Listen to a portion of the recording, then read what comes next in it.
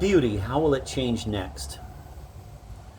The ideas which seem most expressive and exercise the greatest powers of seduction are basically self-contradictory. One such idea is freedom.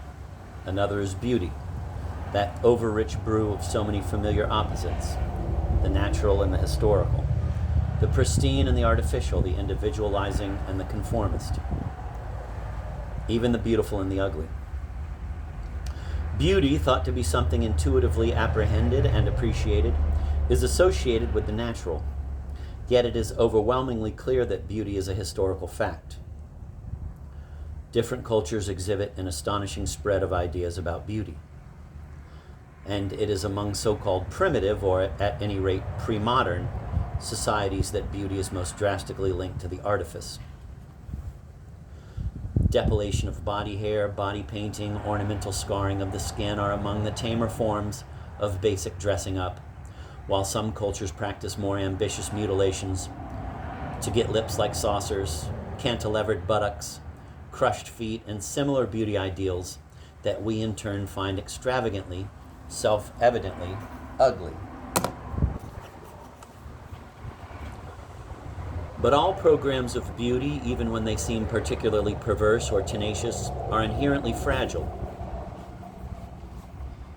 Any culture's ideal of beauty, however artificial or however natural, will be modified by contact with another culture, and in cases of cultural rape, a society may precipitously lose confidence in its own standards of beauty, as the statistics on eyelid straightening operations performed in Japan since World War II attest.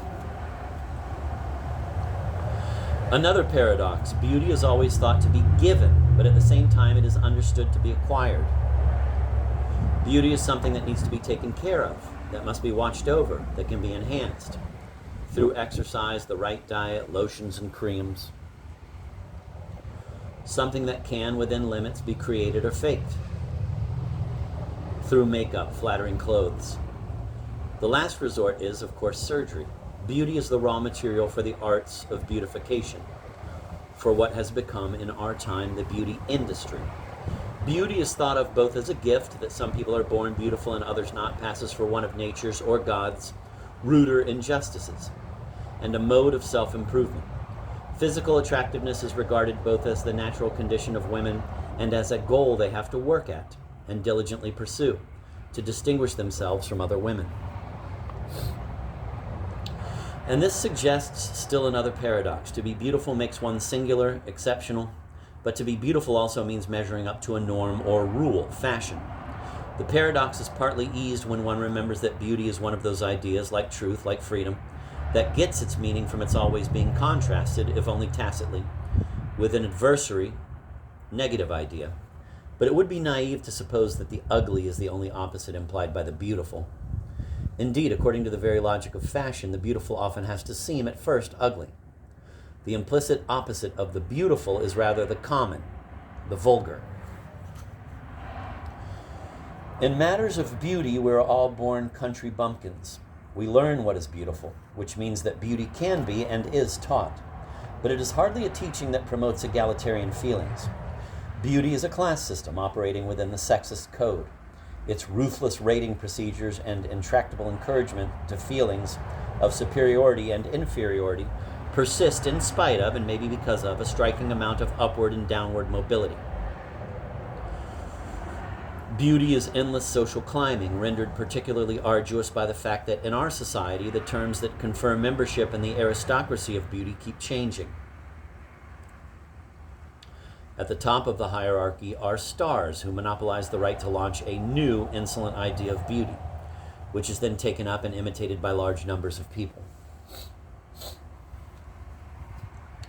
Some of the changes in the idea of beauty aren't real changes. Often seemingly different standards of beauty in fact celebrate the same values. When most Europeans and Americans, including women, worked outdoors, very white skin was a sine qua non of feminine beauty. Now that most people work indoors, it's bronzed skin that is attractive. The apparent change of beauty ideal conceals a perfect continuity of standard. What is prized in both pallor and suntan is a skin color that is not associated with toil, that signifies luxury, privilege, leisure. Another example, it is not because of some arbitrary shift of taste that the ideal feminine figure has been getting progressively leaner, particularly in the hips, over the last century. Because all societies throughout history have been under the lash of scarcity, so that most people never had enough to eat. It was usually plumpness or even obesity that seemed beautiful. In unprecedentedly affluent modern Europe and North America, where for the first time in history most people eat too much, it is distinguished to be thin.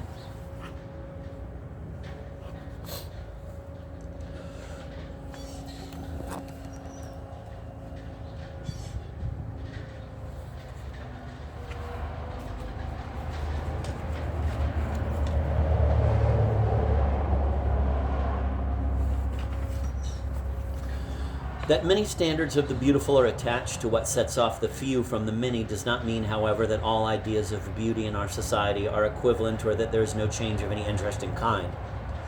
Beauty as we know it flourishes according to the imperatives of the consumer society. That is, to create needs that didn't exist before. In the early stages of consumerism, when only a relatively small number of people are solicited, the standards can remain provocatively high, snobbish. Beauty is associated with fragility, inaccessibility, glamour, elegance. But as the number of customers for those needs is steadily enlarged, it is inevitable that the standard come down a little. Now we have less aristocratic, less melancholy, less intimidating models of beauty. Sarah Bernhardt, Greta Garbo, Marlene Dietrich were the most celebrated of the princesses lointains, and it would be hard to overestimate the hypnotic authority that their languid, static poses and perfect faces had over whole generations.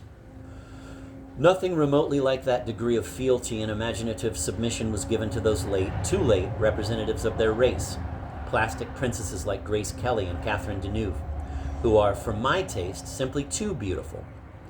In the cases of Deneuve and Kelly, their stalled or abandoned careers as stars suggest that being that beautiful is, in our generation, something of a handicap.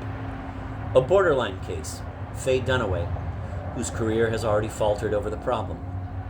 In order to make it as a star, Dunaway has to seek roles that hide how beautiful she is.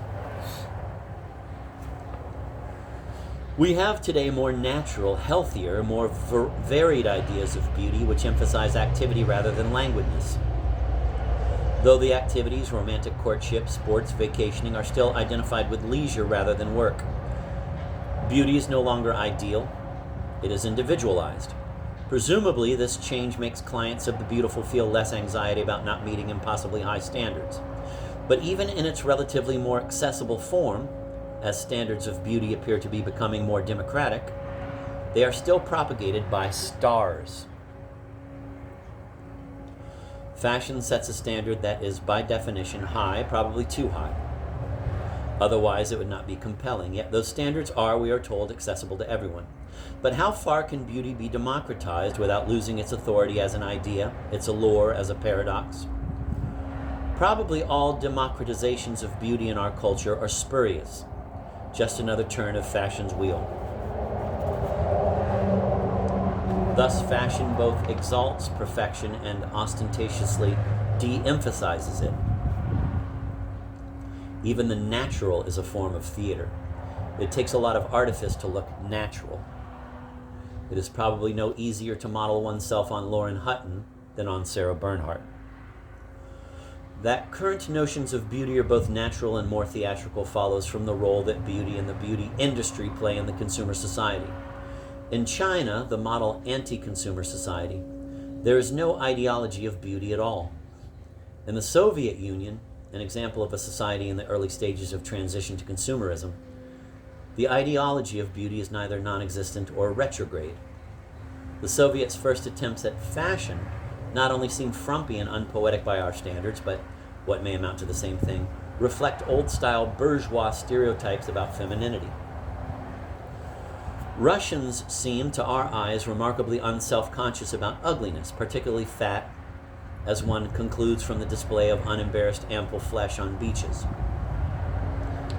The self-consciousness will come as the consumer society gets underway and will probably mean a step backward, at least temporarily, from the more egalitarian situation of women, at least in job roles, that currently prevails in the USSR.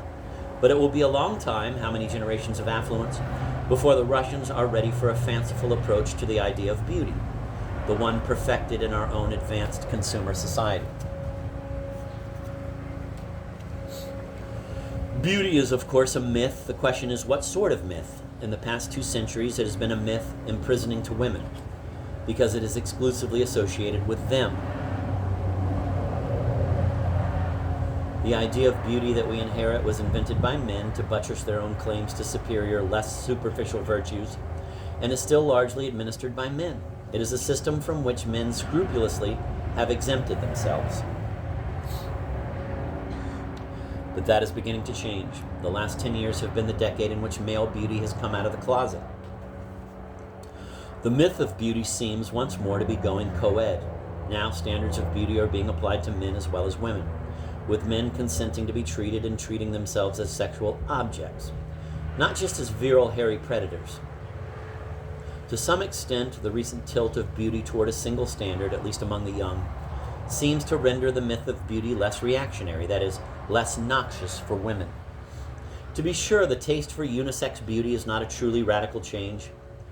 Beauty as a notion still remains stamped by allusions to the feminine, even in the newly colonized androgynous world of male beauty. Thus, David Bowie's beauty derives from the extent to which he resembles and comments on the beauty of Katharine Hepburn.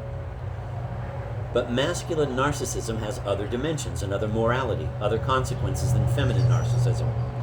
Society does not define caring for one's appearance as a duty for men. It can never be less than a choice, not, as for women, an obligation that is regarded as part of one's sexual identity.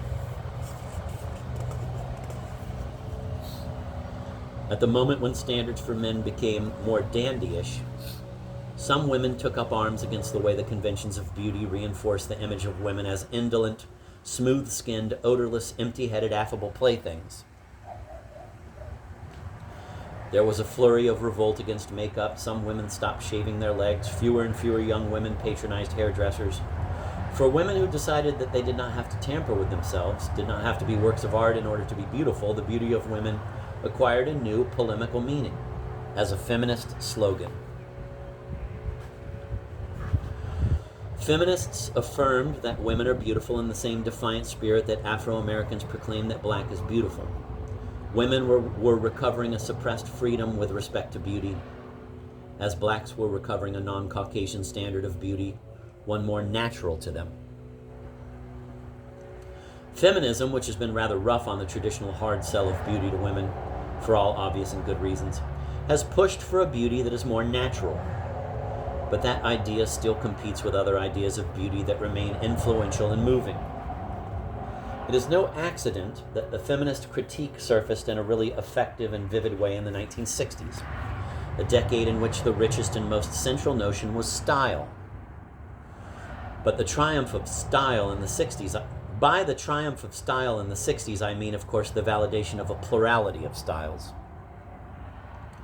According to the new permissive standards, ugly, freaky, eccentric is beautiful. Natural is beautiful. But so is unnatural. Fantasy proliferates. Change is a constant. Modifications of the idea of beauty succeed each other in an accelerating rhythm, so that it is fair to predict that no ideal of face or figure will last for a person's lifetime, or even get one through early adulthood without several major retoolings.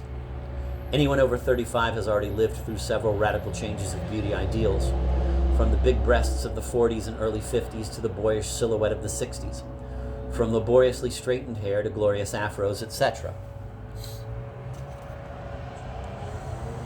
But perhaps more important than any specific recent change in the idea of beauty is the immense diffusion of awareness that beauty changes. What was once the specialized knowledge of anthropologists, historians of clothes, sociologists, and fashion professionals is now common knowledge. Everyone acknowledges the relativity of beauty, that different cultures construct beauty differently, and that our own culture has a complex history of notions about the beautiful. Beauty is an idea that has entered the era of self-consciousness. Every idea of beauty that is proposed has its subtext that it will not last, that it is only a fashion. In a sense, we can't take beauty as seriously as we once did, but now we are free to play with it.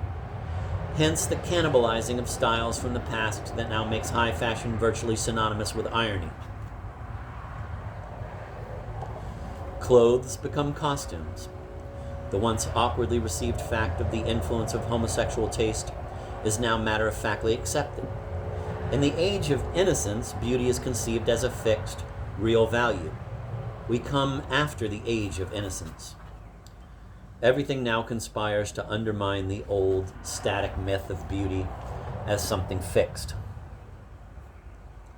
Expensively produced magazines that articulate and promote fashion contribute inadvertently to the demolition of the reactionary idea of beauty as much as do such sharp-eyed critics of the fashion industry as Blair Sable. Both the cult of fashion and the feminist critique of it are undermining the stability of the beauty myth and increasing the beautiful. There seem to be more and more good-looking people around in the societies touched by fashion. The rapidity with which our ideas of beauty change is not just a byproduct of the modern world's resources for ever quicker transmission of information. It itself produces a qualitative alteration in our idea of beauty, one that makes it less oppressive, more voluntary, and more of a turn-on.